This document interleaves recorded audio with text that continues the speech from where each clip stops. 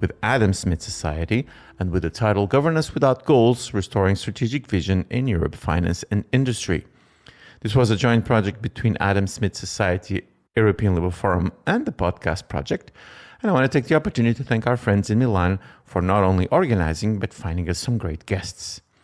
One of those guests is here today, and that is Marco Cecchi de Rossi. He's an independent member of an investment committee in renewables, mobility, and carbon credits, and also a board member in a medical appliance producer. Mr. Rossi and I talk about the scalability of the European Union internal market, also the future of the labor market, and how company boards will look in the future. And after our main conversation, please stay to hear a little more about the path that Mr. De Rossi took before I got him on the podcast. But now, no further ado, I bring you Mr. Marco Cecchi de Rossi and our friends in Milan with the Adam Smith Society. I'm very happy then to have Marco Cecchi de Rossi. After a career in non-commercial banking at Mediocentro Centrale and private equity Sofipa, Marco helped establish the credit rating industry in Italy. At present, he acts as independent member of Arpinge SpA Investment Committee, which is a private investor in renewable, mobility, and carbon credits. All very interesting topics here in the podcast.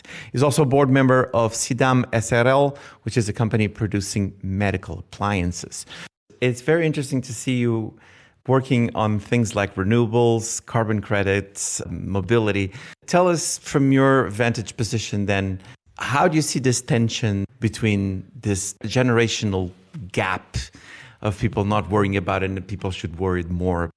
Well, my experience, unfortunately, is a long one because I was studying in the Netherlands, in Amsterdam, in 1974. And you can remember, and maybe all of you remember what happened in 1973, 1974 to the energy market. And not only, also to the financial market.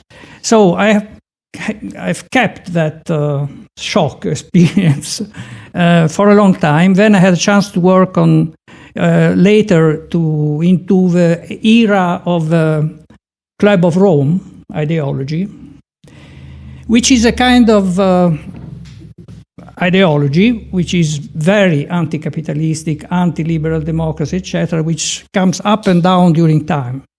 It has been very upside since maybe I say 2 or 3 years ago. And now what I notice is that, again, I think, and I affirm here, that we are seeing a shifting of paradigm. Again, towards a more realistic, practical, or pragmatical, which is the word of the day, approach to the problem. And the first, or the most outstanding sign of this is I may use the example of Greenland to explain this. The problem is no more oil or coal, or it's the table of elements. So if you want to have growth in the medium term, don't talking about long term, even in my company we invest 30 years, you have to look at the system of all the natural resources that are needed to have development, which of course include energy, because energy, especially electrical energy, is basic for the new technologies coming now, the new model. But if you lose this side or the whole picture, you don't understand what's going on. Probably you don't want to understand, or you are a victim of propaganda. But the fact that this is so important for Europe. So the problem is that Europe is, if you look at it as a whole, 27, 28, 30, doesn't matter, exclude Russia because they don't want to be included, not because they shouldn't be included. They, I mean, the present government, not the Russians. We have all the means and all the materials and all the resources, financial and non-financial, to be a great economic area. Comparable to the United States and China, for sure. When I speak to entrepreneurs here, especially exporters, they say, yes, we export, of course we export, but we could, stay into the European market alone because the scale is enough. What has been missing in Italy, especially, but not only in Italy, but in Germany, etc., has made this country to become net exporters is because the internal market was not scalable. There were barriers. And the barriers still exist. This is one of probably the most important issue, the most difficult to resolve, is to reduce the non-tariff and tariff barriers within EU. And then you can have agreements with the South, the East, the West, everywhere you want. But the first problem for Europe to me now, for European central government, the Commission, is to be able to reduce the non-tariff barriers. You want to build a 28 or 29 fiscal system, that's an idea, of course, just for companies of a certain size, for banks of a certain size. That's an idea. It's certainly something that should be studied, but it has to be done now. So you were talking about the fact that we need to negotiate outside of the tariffs, but also in the tariffs, because, for example, we cannot have an agreement with the United States for tariffs when we don't know if the tariffs are constitutional or not. So sometimes European Commissions, they trip on themselves, and it's too bad. Now, you already then explained this need of the table of elements, and I want to go into labor, because there is this natural concern about more automation, more AI-driven manufacturing and workplace. And actually now there is this discussion that AI actually is not taking the jobs from what would be the primary sector, but later sectors, like, for example, in lawyers. And I know there's some in the room. So how do you see then this shape out, and what recommendations do you have for the European Union workforce to remain the heart of industry in the European Union? Well, first recommendation would be to stop trying and impede youngsters to use these tools. I mean, you can decide if it's 10, 11, 12, etc., but prohibition has never been something working. And not in terms of development, not in terms in ways of preventing frauds and difficulties. So this is a tool, and it has to become easy to use. Easy to use for everybody, starting from the youngsters. Because, of course, if you start from the 70-year-old like me, it's probably not useful for anybody. Don't underestimate yourself, Marco. Come on. Very kind of you. No, but yes. So I say no limits in a sensible way. I mean, schooling, or if you want instruction. So I mean, you have to bring this inside, from the elementary or primary school until the very end. Help people to become accustomed to it. You can't escape, no way. So what else?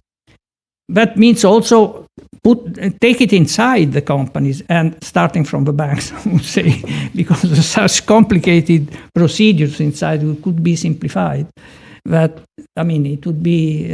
well, may I say something about me? The first computer, it was an Apple. An Apple, it was kind of a box like this, with a screen about 10 centimeters wide.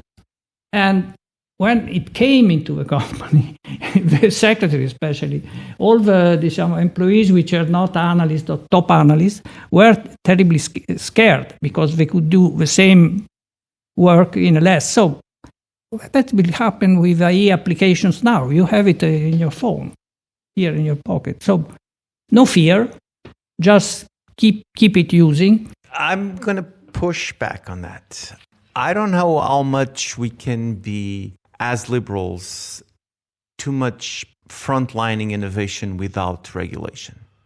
Because we just had, and as we record this, and then I'll update it if needed, Sam Altman, which is the owner of OpenAI, saying we need to regulate this tool. So what is then the middle point there? I fully agree. I am a liberal, but I'm not a libertarian, as we were saying before. So any market, any, especially when there are jumps in technology, jump forward, need to keep a certain control from outside initially, but then from inside. It's the same in finance. It has been. Now finance, what the banks or the bank regulators do now was not conceivable 20 years ago. The kind of instruments, the kind of securities that they control. But we have examples. For example, in Europe, we have the European Securities and Market Association, which does a very good job for a part of a market, including the rating agencies. So I know them very well. So it's possible to do. You have to let go, but you don't have to. But you shouldn't avoid to keep an eye on what is happening. Okay, but without interfering, without imposing models. This has to come from entrepreneurial abilities in whichever market we are talking about. Let's talk about one of the areas that you know so well, which is value chains, in particular in your aspect more related to medical. Tell us how EU companies can secure supply chains. And this connects to something that in Brussels, it's also a recurring conversation, which has to do with strategic independence from the European Union, the decoupling. But on the other hand, there's got to be a balance between this need of autonomy, of strategic autonomy, and having suppliers. So please get into that. It has to do with very much, and even the company I'm looking at now is mostly concerned by many governance aspects, but also analytical touch, but mainly by patent enforcement. So the problem with that kind of company, be it AI or pharmaceuticals, or is patent enforcement. And the rules are not the same everywhere. And when you have a huge market, and I won't mention which one, but you can imagine, which is not reliable. You can say it. You can say it. We're fine. Well, you guess. You're not reliable. I say that by experience. So direct experience. So when you have to approach one of the largest South American markets, you know that you will have problems. Or you might have problems. You might have unfair competition if you want, but still you have a system, juridical system, which guarantees respect of that. When you go farther east, you are not so sure. It's not something that you can solve from Europe, if not by saying, when if you come here, you export them from that area of the world, be sure that you have to comply to the rules. And if you don't, you are expelled, set away. No other way, because it's a problem of size, scale. So if your market where you come from is very large, you have... but at the same time, from that market, they have also a problem, because they need to export. Especially in this last period, they have a terrible need to export, because their whole model is based now on net export, because the internal development, rate of development is not enough to absorb and resolve all the problem. So, as I said, I go back, patent enforcement. If it's not possible to do in that area, even you avoid or you retaliate. Mm-hmm. This is a matter of power. No other way. You can't convince models which are, as we say, when we say capitalism, one has always to think that there are at least two models of capitalism, or basically, to be very simple. One is liberal democracy capitalism, and the other one is state capitalism. It's not the same. In any way, my point is, if you want, that means international organization, there is one who is able to enforce the rules, which is, of course, a matter of power. you challenged me to go into this topic, and I think is really interesting because normally this is not something that is in front of mind when we're thinking about the future, either it's banking or it's industry or it's innovation, which is the corporate board. The corporate board, because there are corporate boards and they're making decisions. So let's talk about that. This is an area of multi-crisis, rapid changes, and there is this need to be fast, be flexible, but at the same time be safe, so that you protect your clients, you protect yourself also. So what is the board of the future? How can this board be structured in a way that we can have this, like, for example, you're just saying new technologies, but also the concern with the client, the person that is going there with the idea. Tell us a little bit about this board of the future. This was an introduction of a word by Mr. Alessandro De Nicola, which is robots. And just one aside, let me just say this, Marco, very quickly. One of the events of the European Liberal Forum is called Technopolitics. It's a fantastic, I recommend our Italian friends to go there. And then the last one, we were asked to present new ideas for technology use. And one of them was to have legislation written by large language models at the European Parliament. So we're at that point already of adding robots into the equation. But please, board of the future, Marco. I would be, frankly, would be scared if also we had another set of legislation written by somebody else or something else, because I think we have another. The problem is to streamline the current regulation, not to add another source of regulation. But apart from that, what I want to say about corporate governance in general, that the complexity of, even for a small-scale company like the one I follow, not to talk about the one investing in from solar power to infrastructures, mobility, etc., is that you cannot have a board whose members are kind of able to see the risks of a chain of risks, and so to deliberate and decide on a resilient basis. So you need to have external support.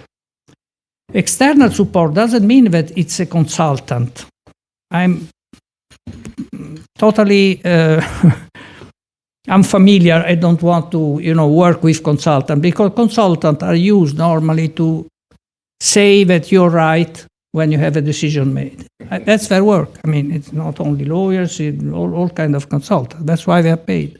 So you must have committees, let's call them, around the board, which have members coming from the economic, financial, or technical community who are independent in some way, which is not having independent members of the board, which is a totally different story. There must be some independent, but fully inside the decision-making process. So before going to the board, you must have an opinion made by independent experts, then the board can decide on its own, because they are personally responsible and also fiscally responsible. So it's the board decision, but they must have a look at something coming from. It's not the typical credit risk committee of a bank. It's something more. It's something more, but it shouldn't be something made by, as I insist on that, consultant. It should be made by a board which is in the governance, by a committee which is in the governance process, and has to be heard before maybe a decision by the board. This is something which I've seen working very well in the last 10 years at a small scale, but I can imagine small, a few 100 million investment have been made, but it has worked, and the results are there, and the company is resilient. And as I said, it's not now, this is not only about the risk of a technical or risk capital point of view, but also, for example, from the ESG point of view. In that company, we have two committees which work. One is more on the ESG factors and the other more on the economic, legal, etc. risk. And they are a necessary step, their decision is a necessary step before the board examines the investment. How scalable this idea? How much resistance are you going to find, even if it is from the consultant class? It's not scalable downwards. I mean, of course, for a small company or a smaller bank, it can be costly, not cost effective.